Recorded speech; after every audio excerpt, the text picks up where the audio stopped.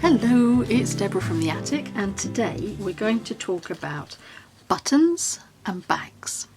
This is an example of a little bag that I've made, and I'm going to talk you through making a larger one. So I'm going to show you how I started. This is some of my waxed paper, but this time it's white waxed paper. It's plain copier paper. It started life like this, plain white copier paper, about 80 GSM maybe, and then after it's been waxed it's got this beautiful texture, and it's got some, I don't know if you heard the dog then, he's obviously having a little shout. It's got a really lovely feel to it as well. Now I've taken a piece of plain copier paper and a piece of waxed paper and I've stitched them together. You can't see the stitch line underneath here unless I turn it over. So there's my stitch line. I've done a little zigzag. You could glue it, you could use straight stitch, whatever you want to use. But by doing it this way, I reserve my waxed paper. So for example, this bag is folded over, so it's waxed paper on both sides. And I thought, well, what if I wanted to just use one piece and get maximum out of it? Well, the easy answer is just to back it with copier paper, because this copier paper will be glued into your journal eventually, so it doesn't matter what the back looks like. Then once I'd sewn it together, I cut off the corners. I thought it would give it a little different look, so I've cut my little corners off there, and I added a phrase. Now I quite like doing my own little phrases, so let me show you what I have in my stash. This is my binnerizer.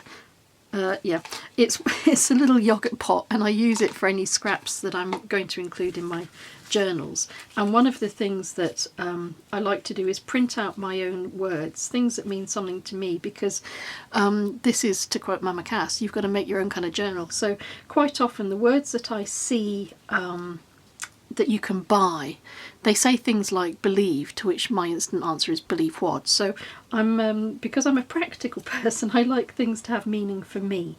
So I've got all sorts of little things that are meaningful to me that I've printed out onto a piece of tea-stained paper. So this is just an A4 sheet of tea-stained paper, and I've printed my words out ready for me to use in my books. And I've got one here that says songs for the journey, and the idea with this little pocket is that inside here, I haven't actually done it because I just wanted to show you, but I would have maybe song titles on here or artists that I really liked, and I would just slip them into this pocket, and then that way they're songs that are meaningful to me, and I've got a collection of them, and that will build over time. So that's quite a fun way to use that particular pocket. To move on to this one again and show you how to complete this, I've taken another piece of waxed paper and I've folded it over, and then I've made it so that the corners, I've cut these little corners off here, and I've used my scissors just to add some corners here. I've actually broken my little cornerizer machine, whatever it is, Clink, that does your does your little choppy bits, and I've broken mine, so I've got to do it by hand now. But that's okay. You still get the idea, and you still get a nice cornered result. So now that I've shown you the architecture of this bag, I'm going to glue the flap into position because I've done everything on here that I want to do. And while that's drying, I'll tell you what my next stage was, because I wanted to add some more colour. I wanted to add something metallic and a bit glitzy to it, because I felt it was, I mean, I love the natural shades, but I wanted to just lift it a little. So I went back to my source material, which was this postcard. It's over 100 years old. I've got it protected in a little plastic wallet now, and I loved the colours, and it was from the colours that I built my palette, my colour and texture palette, which we talked about in the first video, and this is the basis for everything that has been done since in this journal. So taking my basic colours, I thought, well, what could I add? And I thought I'll add some embossing powder.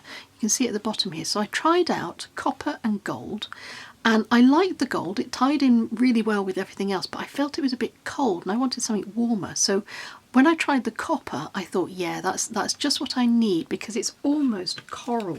It's almost the coral of her flowers and the little blush on her cheek. So I decided to go with a copper embossing powder. And I'm glad I did, because that's the copper that's on this button.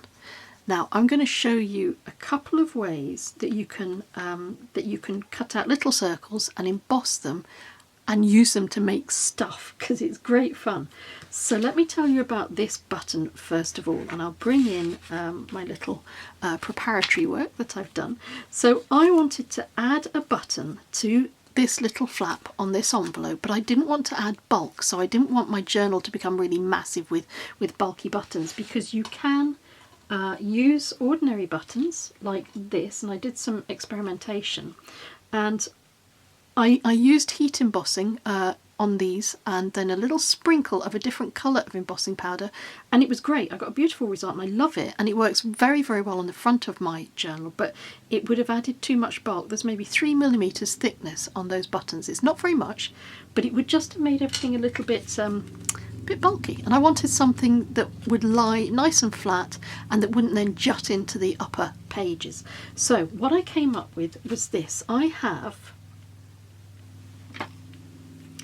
have a little tiny hole punch. This is a 1/2 inch hole punch, and I got some craft card and I just punched out some of these little circles.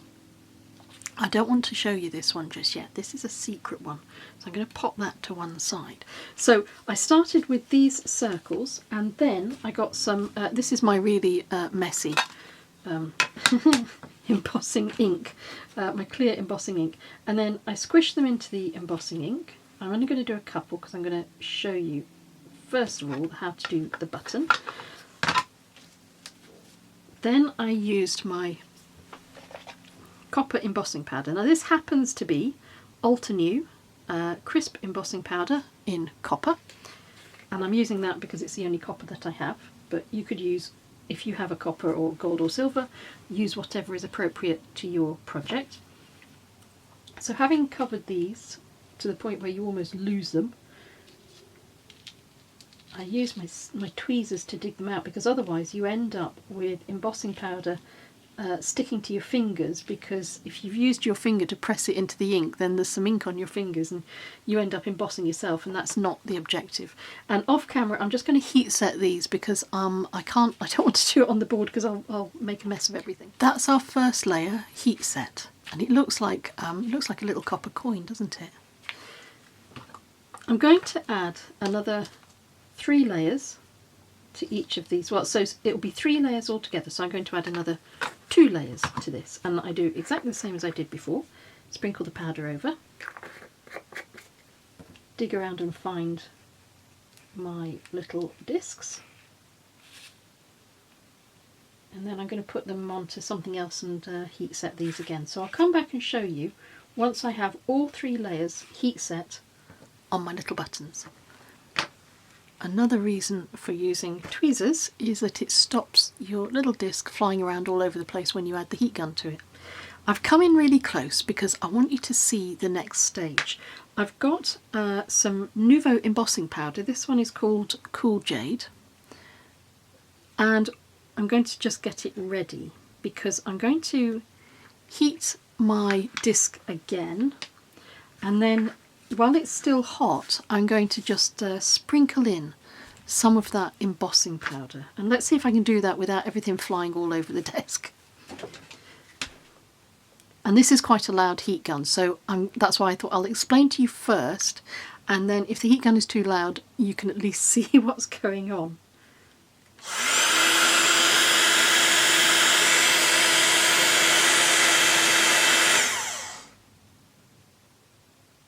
Now I'm adding quite a lot, so you'll be able to see this. So it's on there, and I'm going to apply heat again. Let's see if I can help you see this.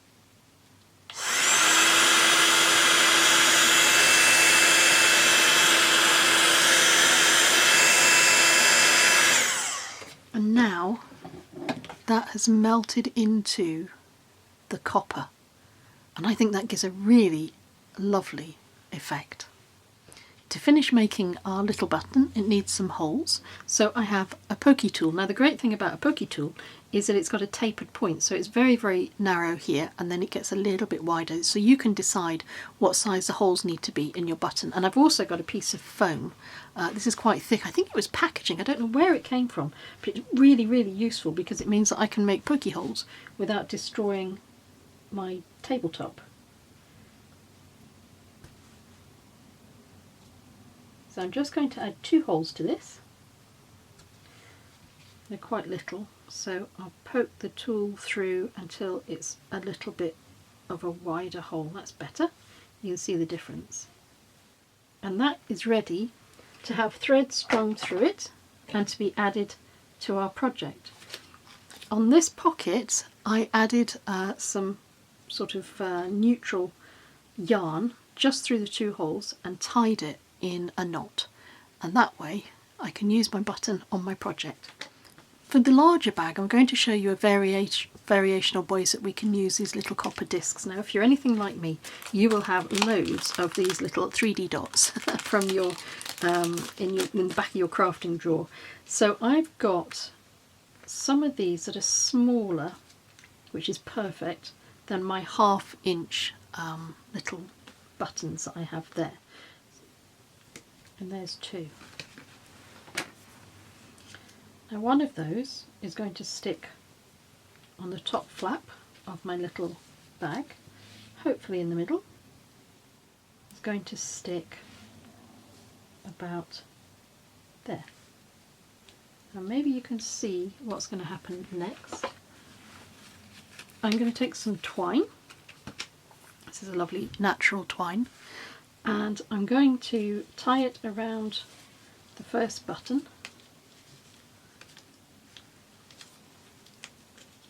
Now this will hold, if you're not too sort of rough and ready with it, it will hold okay. I've tried. And for our purposes, just for creating a decorative closure on a bag, it's absolutely fine. I'm going to leave that little bit hanging free, and I'm just going to leave myself enough to do an S shape, oops, around those little buttons, and then I'll cut it off there. And that's another way that you can use little discs, and that creates a nice seal on our bag, and when we open that up we can pop all sorts of things in there. It might be photographs, it might be little private notes to ourselves, and then whenever we want to close it up and keep it private, just add the twine back around both of the little discs. So that's another way to add a decorative closure to your bag. So we've got a couple of examples now. So what about the next one? For our next technique, we're going to use this little donut shape. I've got my envelope ready. I've got, it's a bit ripped, but it doesn't matter. I've got my top flap ready. I'm going to prepare that before it is glued onto the reverse of my pocket. So how to make my little donut? Well, you could cut it out yourself. I happen to have 2 hole punches. I'm trying to show you without blinding you. I have 2 hole punches that work together quite well. This is 1 1/8 of an inch, and this is the 1/2 inch punch from before. And if you want to cut out a donut because you happen to have the right size of hole punches, start with the little hole. Start with that one first, because it's much easier. I always work with these upside down, by the way. It's much easier then to position the larger hole around the smaller hole, so you get it pretty near perfect. Because if you do it the other way, if you do it this way, and you can believe me on this because I've made this mistake, if you do it that way and then you try and get the little hole in the right place, you're guessing. You can't really see. So if I do my very, very best, yeah, do it the first way, it's much, much easier. Here is my lovely donut shape, and I'm going to do the same as I did with the button, and I'm going to push it into some clear embossing ink, and I'm going to add my copper embossing powder, and I'm going to heat set that, and I'm going to give it 3 layers. So I'll come back and I'll show you when all of those layers have been heat set. I've done all of my heat setting now, so I've moved back onto my normal craft mat. That's the donut when it's had 3 layers of the copper added. I've also dropped in a little bit of the blue embossing powder, as we did with the earlier button. So that is the lovely little effect that we get when we're finished. So what do you do with the little copper donut? Well, I've cut a piece of craft card, just a little thin strip, which is small enough to go over the back but without sticking out, and I'm going to glue that into position. So it's kind of like a scarf ring. I've never used a scarf ring, but I've seen them. So the next bit, and I hope you agree this is a clever bit, is you get a bit of ribbon. This is a matching ribbon that I've been using for my journal, and squash it up so that it is small enough to pop through the ring like this. I'm going to be a bit delicate because I haven't given that very long to stick, and when you pull it through, I think that's really sweet. I think that looks great. So that will catch your ribbon, and we're going to stick that onto our envelope, and I'll show you that in a moment.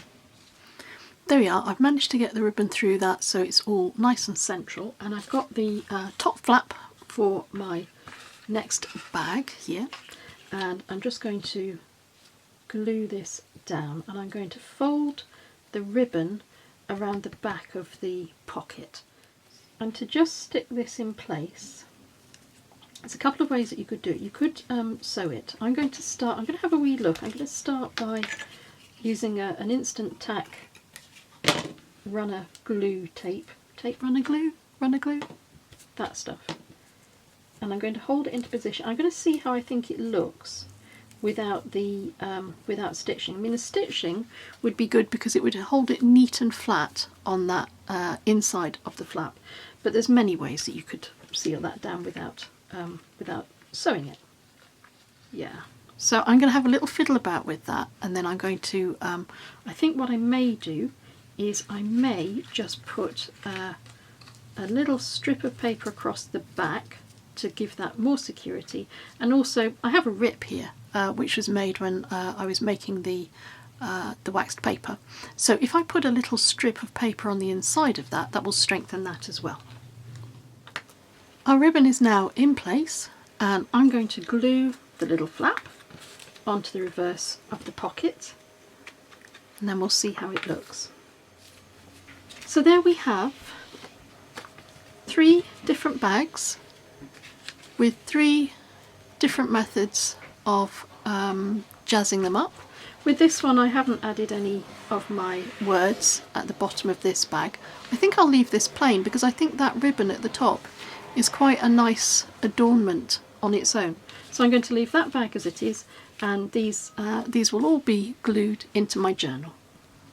As always, thank you for watching, thank you for your time. I hope you find that video useful, and until we meet again, take care.